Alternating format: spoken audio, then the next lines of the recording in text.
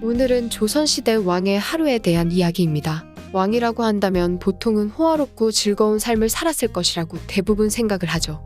딱히 즐겁지는 않아도 늘 여유롭고 때로는 마음대로 행동해도 딱히 뭐라고 할 사람이 없었을 것만 같습니다. 고참 생활관에 누워있는 말년병장처럼 말이죠. 하지만 조선시대 왕의 하루는 생각보다 새로운 것도 없었고 즐거움은 더욱 없으며 심지어 여유롭지도 않았습니다. 오히려 매일같이 똑같은 하루를 맞이하고 또 많은 양의 업무에 시달리는 모습은 마치 오늘날 직장인의 삶을 보는 것 같기도 하죠.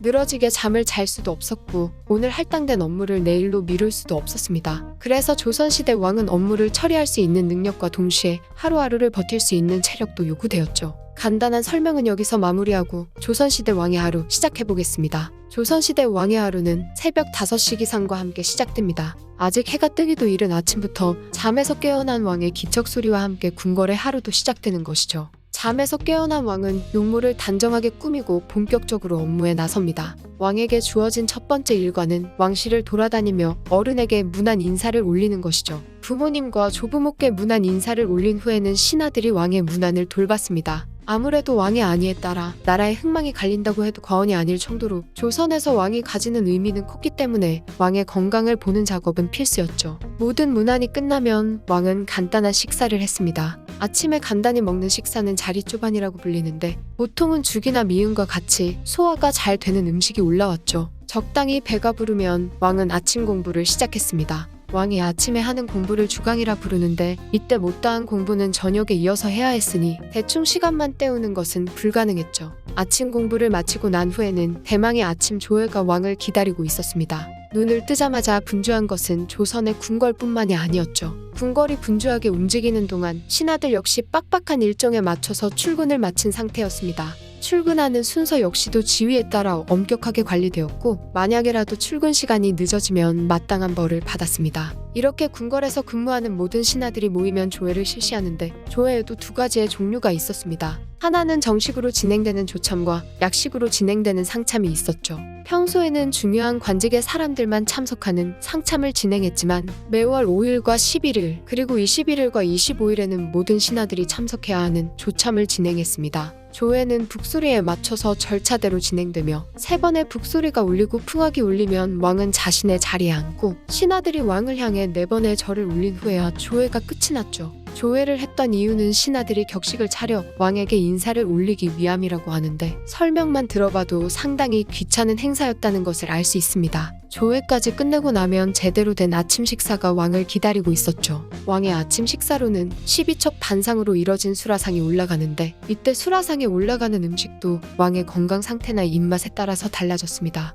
또 식사를 할 때는 늘 은수저를 사용했는데 독이 묻으면 색이 변하는 성질 때문이죠. 그리고 놀랍게도 왕은 아직 하루 동안 해야 하는 식사에 겨우 3분의 1밖에 먹지 않았습니다. 왕이 식사를 모두 마치고 궁녀들이 상을 들고 나가면 왕은 잠시 여유로운 시간을 가지죠. 순식간에 숨 돌릴 시간이 끝나면 바로 오전 업무를 시작해야 합니다. 오전 업무는 신하들과 만남을 가지거나 상소문이나 탄원서 같은 문서들을 검토하는 시간이었죠. 일정이 빡빡하기 때문에 오전 업무는 모든 집중력을 동원하여 정해진 시간 안에 모두 끝내야만 했습니다. 구조적으로 어느 것도 미룰 수가 없었죠. 오전 업무까지 끝이 나면 아침 식사가 소화도 되지 않은 시간에 낮것이라 불리는 식사를 합니다. 보통 국수나 만두같이 수라상에 비해서는 간단한 음식을 먹었죠. 간단한 점심이라고 생각하시면 될 것 같습니다. 낮것을 먹은 후에는 낮공부를 진행했는데 이것은 주강 혹은 경연이라고 불렸죠. 이때는 출근한 신하들과 함께 유교의 경전이나 역사 성리학에 대해서 공부했고 나라일에 대해서 토의를 나누기도 했습니다. 주강에 참석할 수 있는 신하들은 높은 신분을 가진 이들로 매일 왕과 붙어 있어야 하는 신하들이었죠.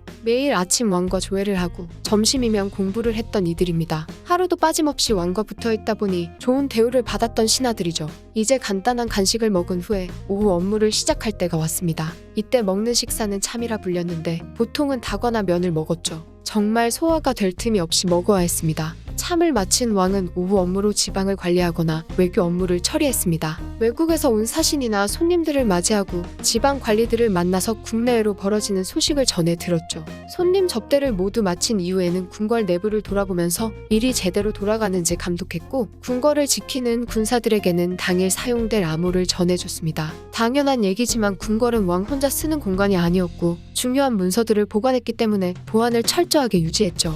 야간에 궁궐 안에 머무는 인원들을 확인하는 것도 왕의 업무였습니다. 오후 업무까지 마친 이후에는 잠시 쉬는 시간이 주어졌는데 이 시간도 보통은 가족들을 위해서 할애하거나 책을 읽고 글을 쓰는데 사용했죠. 휴식 시간마저 마음 편안히 쉴 수는 없었습니다. 언제든지 처리해야 하는 업무가 생기면 바로 달려가서 일을 해야만 했죠. 여차저차 오후 일과까지 모두 마친 왕은 또다시 밥을 먹습니다. 이번에는 저녁 수라상을 받았죠. 운동하시는 분들 중에서 벌크업을 위해 하루 5끼를 챙겨보신 분들은 알겠지만 이렇게 자주 많이 먹는 것도 정말 고된 일입니다. 물론 왕은 직접 밥을 차리지는 않았지만 하루 6번의 식사는 그냥 먹기만 해도 상당히 힘들었죠. 식사가 이렇게나 자주 그리고 많이 올라갔던 이유는 물림상이라는 제도 때문입니다. 신하들이나 궁녀들은 왕이 식사를 마친 후에 밥만 다시 퍼서 식사를 했죠. 이런 이유 때문에 왕들은 언제나 아랫사람들이 먹을 수 있도록 반찬을 넉넉하게 남겼고 식사를 하기 전에도 손을 깨끗하게 씻었습니다. 아랫사람들을 위한 일종의 매너였죠. 궁궐 음식에 대해서 조금 더 자세히 알아보자면 궁궐 내부에서 음식을 만드는 곳은 크게 소주방과 생과방으로 나눠졌습니다. 소주방 중에서 안소주방은 아침과 저녁으로 올라갈 수라를 차리는 곳이었고 박소주방은 잔치나 제사에 쓰일 음식을 만드는 곳이었죠. 생과방은 과자나 떡과 같은 간식을 만들었습니다.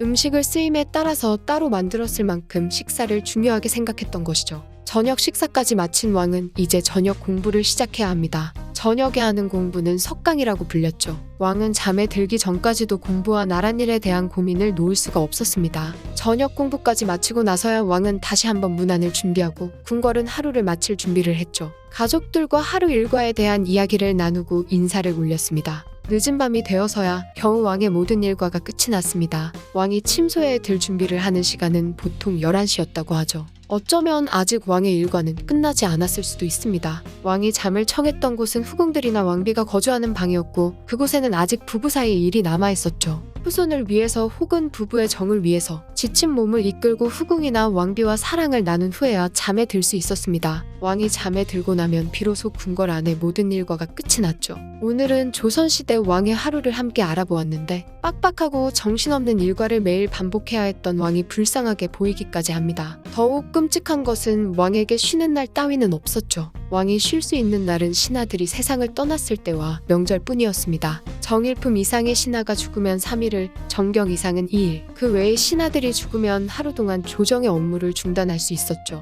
물론 명절이나 신하가 죽었을 때도 각종 행사를 진행하느라 쉬는 게 쉬는 것이 아니었지만 말입니다. 조선시대 왕은 어떤 삶을 살았을까? 조선시대 왕의 하루, 이번 편은 여기까지입니다.